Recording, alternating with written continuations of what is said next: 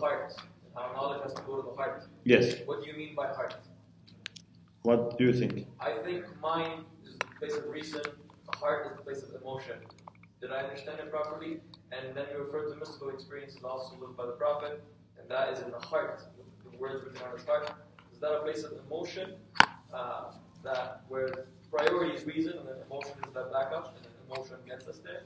Or do you simply refer to heart as like the soul, the immaterial self? I think it's emotion that you meant by. Thank you very much. Heart is used sometimes in a broader sense and sometimes in narrower sense. Sometimes when we say heart, we use it in contrast to aql. Okay. So there is one aspect of our spirit which is responsible for understanding, and one aspect which is responsible for emotions, for faith, for kufr, for nifaq, sincerity or lack of sincerity. That's heart. Aql is always good. Aql of mu'min, kafir is not different. Yeah? So you cannot say this person's aql is impure. Alright. It's like a tool. Okay. Aql is a hujjah of Allah. Hujjah of Allah is always good, no matter whether hujjah of Allah is living among Muslims or kafir. Hujjah of Allah always gives you the right, advice. This is why Quran says even people who go to Jahannam, they say لو كنا نسمع أو نعقل ما كنا في أصحاب السعير. If we had listened, means to the prophets who are external hujjah, or used our aql, which is internal hujjah, we were not here. So when they say na'aqil, what does it mean? Does it mean that if we had used aql of mu'minin, or if we had used our own aql? So aql is always good in good people or bad people. But heart is different. Heart can be pure or impure in good people or bad people. I want to go one step further. Even more than that. Not only heart of people is different, actually people are different because of their hearts. People are different because of their heart. So good one is the one whose heart is good. And bad one is the one whose heart is bad. So heart decides and defines what type of person we are. Okay?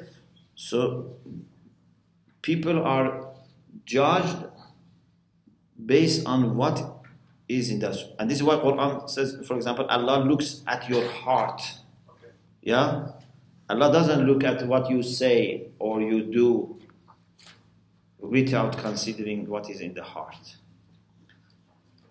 So this is one usage that you use heart in contrast to aql. But sometimes we use heart in a more general way, which has this and aql as well. And this is why, for example, Quran says, لَهُمْ قُلُوبٌ لَا يَفْقَهُونَ بِهَا. So here even understanding is for heart. Yes. So the main thing is that the reality of every person is what type of heart that person has. What is in the heart of the person. That's the most secretive, most, influential part of every person. So this means our emotion plays... Emotion is part of it. Part, okay. Yes, it's more than emotions. Sometimes emotions are temporary, are fluctuating. Yes, transient. So emotions are related to heart, but heart is more than that. Thank you. Yes. Yes. So which one? Oh, okay, sorry. So does that mean that everyone's born at the same level with the same kind of heart? Because they say, for example, the parents affect their child and how they're born with the fitra. Like I always get confused. Are we all born at the same level, or because I always read like what the parents do has an effect on the child even before conception. So like I don't understand. Can you please elaborate? Every person is born with fitra. Yeah, كل مولود يولد على الفطرة. So it means there is some kind of purity, some type of light and innocence in every person. But they are not the same exactly. So some people's hearts might be softer, some might be harder, even at the birth. Some people may have more tendency towards, for example, being generous, being kind. Some may have less. But we don't have any person who is born as a vicious person, you know. But just the easiness for being good, doing good, this easiness can be different. Some are gold, some are silver, but we don't have dirty. Okay. الناس معادن كمعادن الذهب والفضة. People are mines of gold and silver. But it's us that we make gold and silver impure. So either it's gold or silver. But then what about the situation that the child is brought into or raised upon? Like, because I mean, if you're born with potential and then you're put in a place of potential, you're going to reach at least minimum potential, right? But when you don't have that capacity, let's say you have a silver heart, and then you're put in a situation where your family doesn't work on that, you decrease, and like I don't understand like. Yeah. So what I want to say is that by birth, everyone is good. Maybe some are better, but everyone is good at least. Then it's all a matter of upbringing, environment, the person's own decision, how you want to build yourself. These are very important. But if it goes wrong, we cannot blame Allah. You know, why you created me like this? He didn't create you as a bad thing.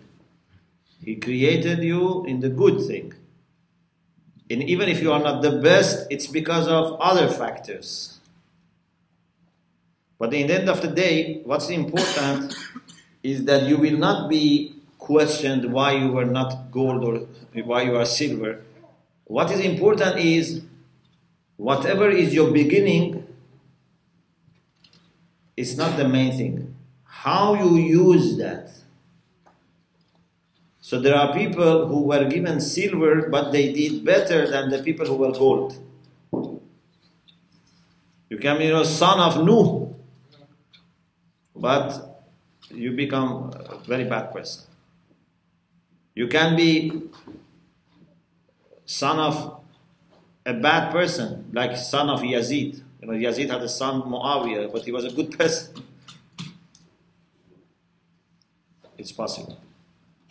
لا يكلف الله نفسا إلا ما آتاها. Yes, وسعها is there, but also says another word. ما آتاها. Allah asks you what you have done with what you have been given, not just what you have done.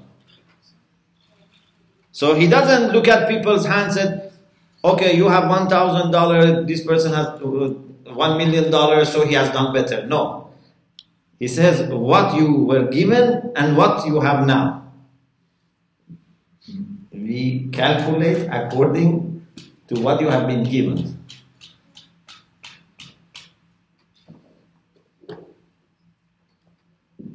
Sister Fatima, you had a question? Yeah, I was just wondering if you could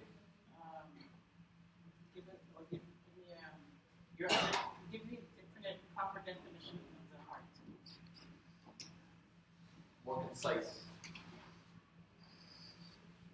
One word. No, like a dictionary. Dictionary. Passionate definition. It seems to encompass so much. Yes. Like you said, some emotion, and then there's a hadith that you referred to in your lectures about there's nothing in the world that can contain Allah's answer for the heart of the believer. So the term is used a lot, but I don't feel like I have a real tangible. I gave you the definition. Okay. Heart is that aspect of our soul or spirit which makes us what we are. The differences between good people and bad people, it's because of their heart. So kufr, iman, nifaq, virtues, vices, all are for heart. Can we say that's intention? Intention is also Because of heart? part of it is for heart, part of it is mind, Yeah. but sincerity and it's heart. So anything is about morality and spirituality is about heart.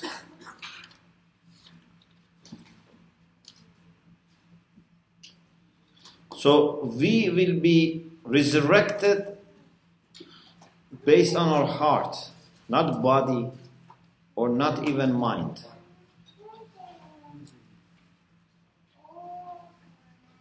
Maybe we can say it is the heart which is actually resurrected. Yes. Yeah?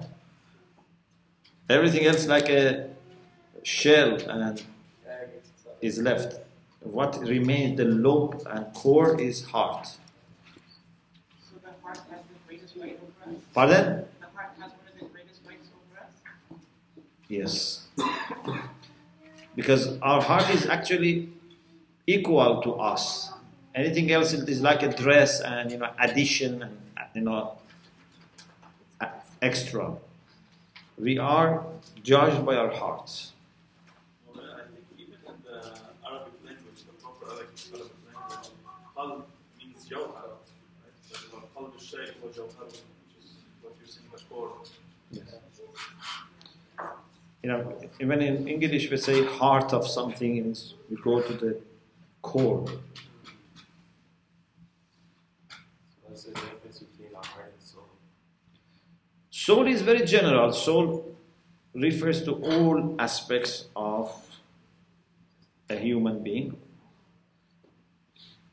even the things which are responsible for our physical activities, life. We have vegetative soul, we have animal soul, we have human soul.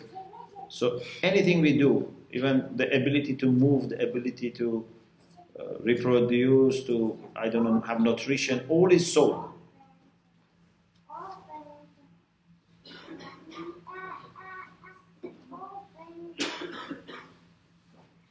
Can it be seen like the energy?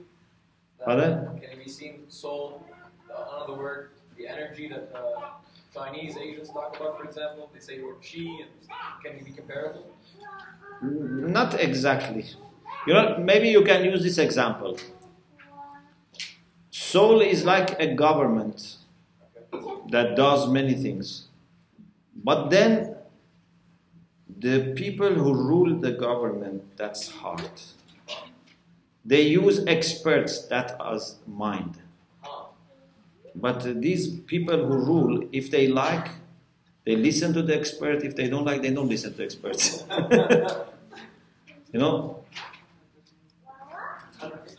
Yeah. Yes. So in the Islamic Republic, who's the heart? It means you should listen to your mother as heart. In an Islamic government, heart is kind of imam and people together. They make together the heart. It's the bond. Yes. So the leader is supposed to be more understanding and knowledgeable and experienced, but then when it comes to making the society and this all people. Yes. This is just in reference of the verse of yesterday, Iqra, when we were talking Yes, about yes. Iqra. Now, when you have mentioned that Jibreel alayhi salam, when he come to visit the Prophet he attempted 4 times to sort of hug the Prophet to help him out with to penetrate the light within the heart. Now, there is Surah Al-Sharh, Alam Nashrah Laka Sadrak. Isn't it this also, maybe also in a reference, Sharh, which means that was by the tawfiq of Allah subhanahu wa ta'ala that his chest has been extended to accept the light of Quran, or it's a little bit totally a different thing?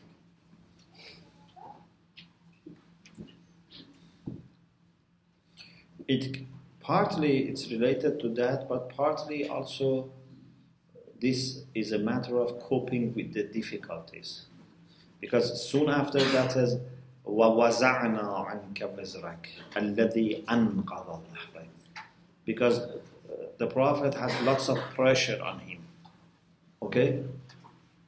So, Sharh Sadr is also to be able to be coping with all these pressures. So if you have a large heart, it helps you with receiving knowledge and wisdom and Quran, but also it helps you with not losing your patience with difficulties.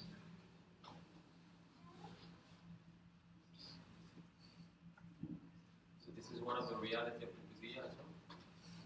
Yes. Yes. So, when you were talking about planning, and you mentioned that when you're planning for something, you should incorporate something like knowledge of Islam, so that you make sure it's, the right path that Allah subhanahu wa ta'ala wants. So I understand that in a community sense or a nation, but in personal affairs, how should one plan for things if they themselves don't have complete knowledge of Islam? For anything we do, we should be able to understand what is the will of Allah subhanahu wa ta'ala. For example, you want to do business. At least you should know all the masail related to that business, We say al-fiqh thumma al-matjar. Means first understand your fiqh, then start the business. At least those masail which can be applied to your business. So, in everything we should know what is the ruling of Islam, but this is little. This is just the minimum, because there are many things which are not just fiqh issue. Yeah? For example, you want to plan for your family, you want to plan for your children, for their future, for their studies, for their many things. This is not just fiqh. You should have much deeper understanding of what could be, in the best of your understanding, what could be Allah's plan for your family. Because Allah has planned for every person. He doesn't expect 2 people to be exactly the same. He has planned for every person, every family. So, we need to add to our knowledge of Quran and Islam and the world today, wisdom, all these things, because then we can better understand what is the plan of Allah subhanahu wa ta'ala for us. We do mashwara, we seek advice,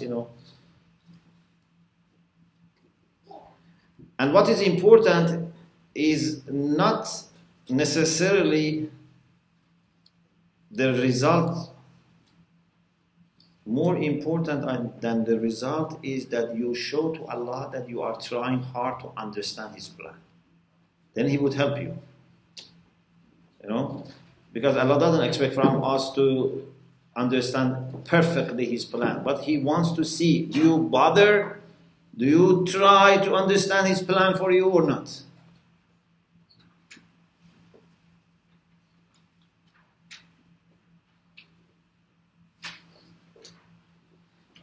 So, how do we know that we've actually understood the plan correctly? It's very difficult. Maybe you most of the time cannot be sure. But with your honesty and with your, struggle, you try to understand.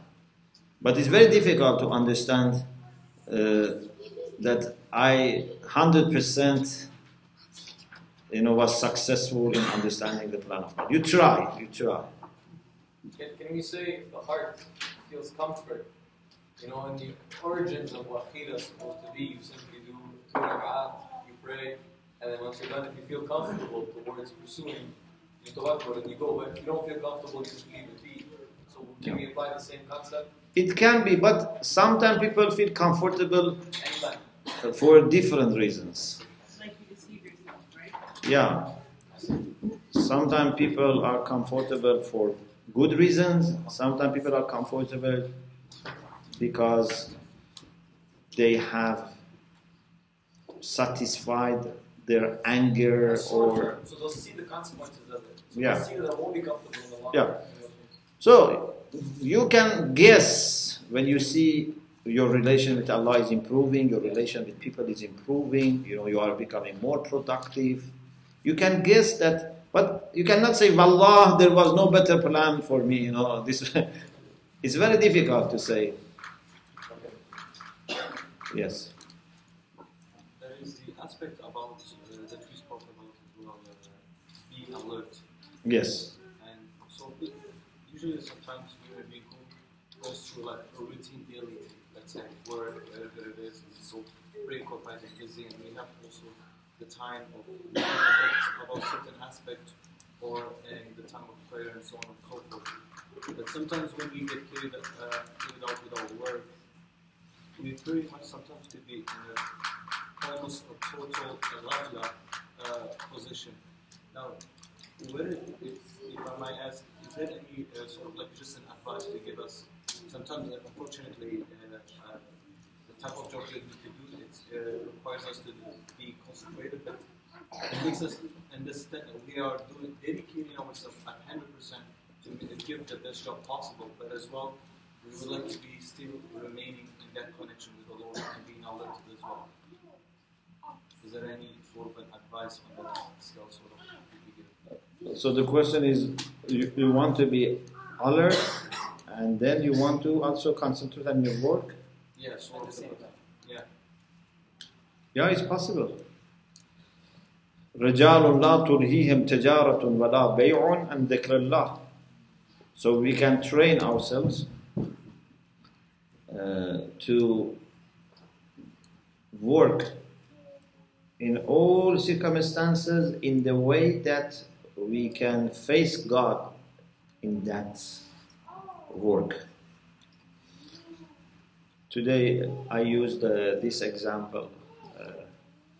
I said, for example, in some games, when they use balls, so for example they say you have to hit with this ball, that ball. So then it's your delicate decision from which angle you should hit the first ball that can hit then the second ball. So life is like this. Whether it's for your children, for your job, whatever, you hit it in the way that you can meet the pleasure of Allah. So now it's up to you to choose what's the best angle that I approach this work that I can also meet the pleasure of Allah. It's possible.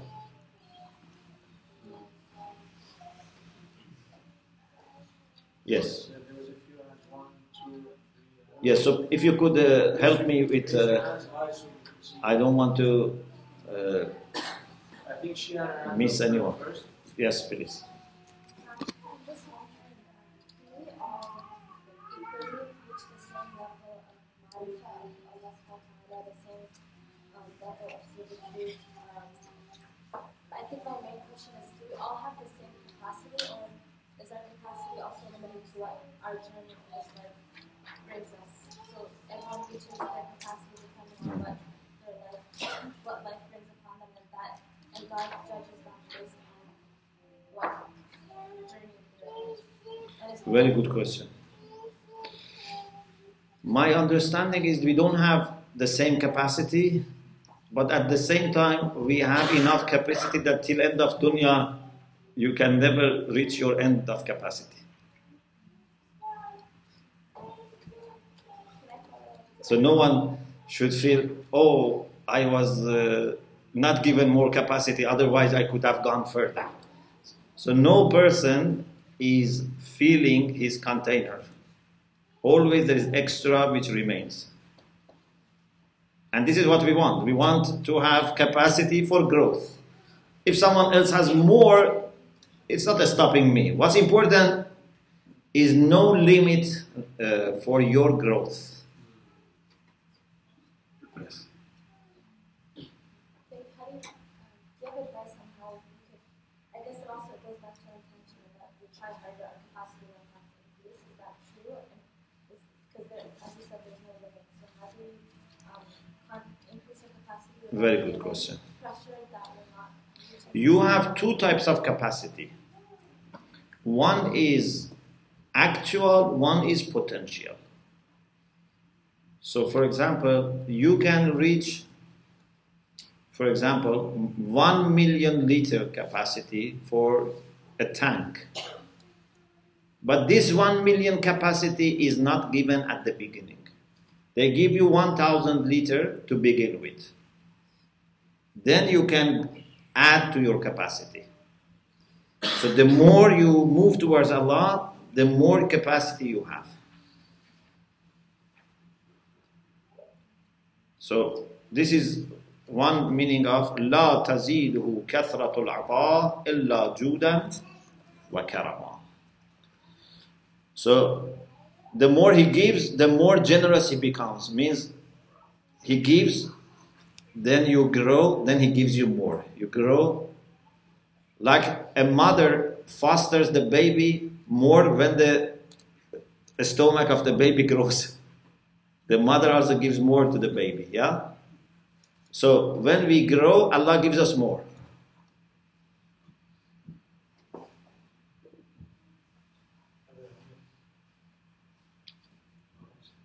Yeah, so my question is a bit off topic, but there's in relation to two verses in Quran. I often cite, we all know it, is chapter 33, verse 33, the purification verse.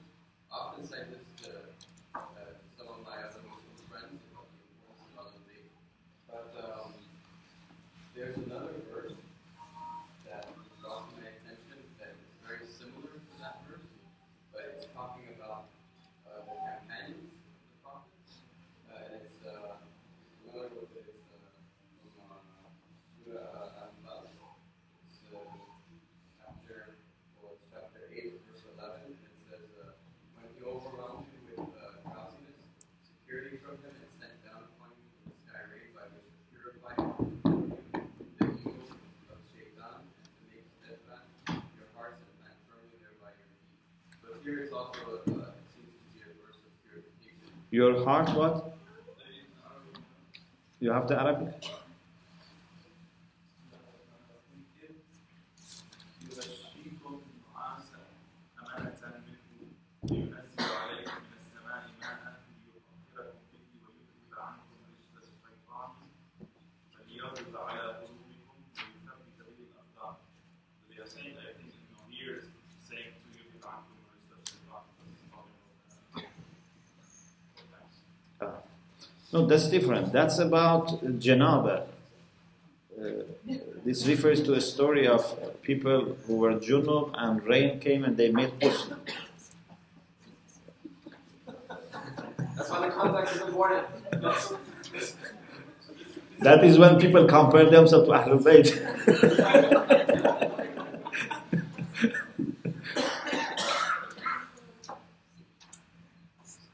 So, what we have about Ahlul Bayt is Allah removed any impurity. لِيُذْهِبَ عَنْكُمُ الرِّجْسَ.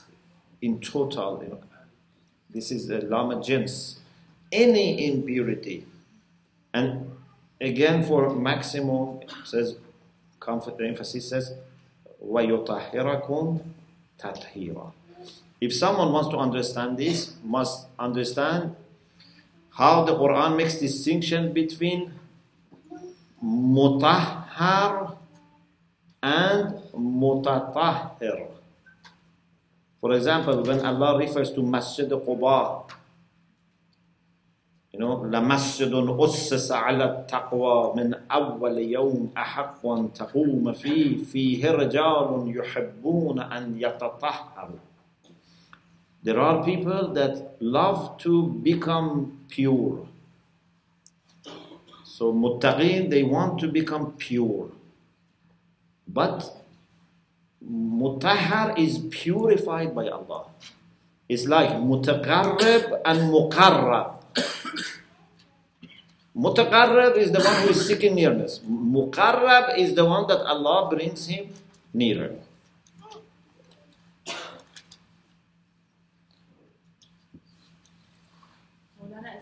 And another thing that can help you also, for example, when Quran says, إِنَّهُ لَقُرْآنٌ كَرِيمٌ فِي كِتَابٍ مَكْنُونٍ لَا يَمَسُّهُ إِلَّا الْمُطَهَّرُونَ. You can understand, mutahhar is very high position because they can have access to that hidden book. Who can claim other than, Ahlul Bayt, for whom we can claim that they reached that point? So it's very a special position. لا يمسه إلا المطهرون. Yes. Wait, isn't it, they say with that verse, like, I heard recently or something, that people understand it, that he's removing, but then there's another, the translation, keep away. Yes. Which means that they never had any impurity. It's just he's keeping it away. So like, the way I've understood it in the past when people translate it is that he's removing, as if there was impurity before, but there was never impurity, he's just keeping it away. So it changes the understanding. Yeah. So this doesn't mean that it's necessary, because in Arabic we have daf' and raf'. Daf' means to stop coming, raf' means to remove. So here it can be not necessarily a matter of removing, it can be a matter of stopping to come.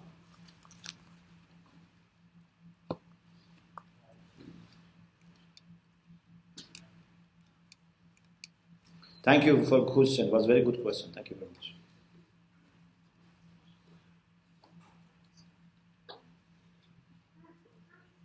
صلوا على محمد وعلى اللهم صل على محمد.